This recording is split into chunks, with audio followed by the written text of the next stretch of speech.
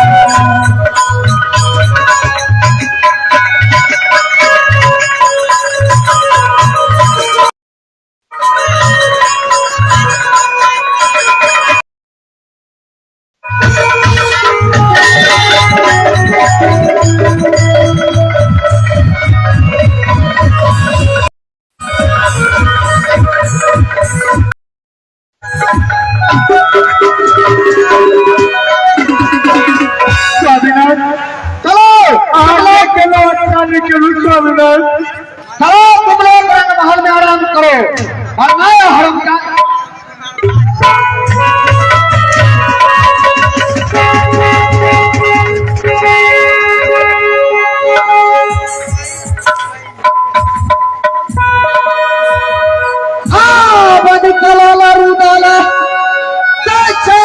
मोहब्बत के भैया सब होला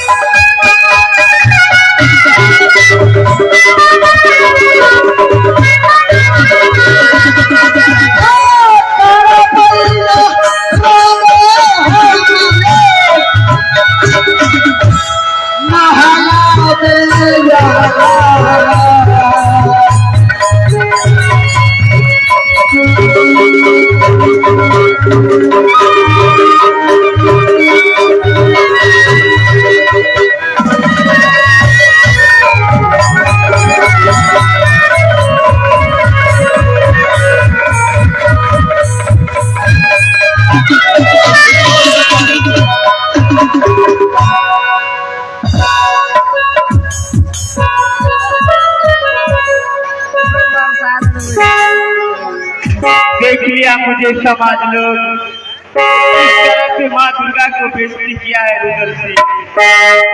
अरे रुद्र सिंह तुम्हें इतना घमंड किया हो गया, तुम्हें घमंड तोड़ने के लिए मैं खुद आ रही हूँ। तुम मुझे पहचाना नहीं जो मैं क्या चीज हूँ। तुम्हारे दरवाजा पे गया भिक्षा मांगने के लिए तो तूने मुझे जूता के ठोकर से धक्का दे करके निकाल दिया। ठीक है, मैं सारे परिवार को भिक्षा कर दूं तो मेरी नाम छली दुर्गा नहीं।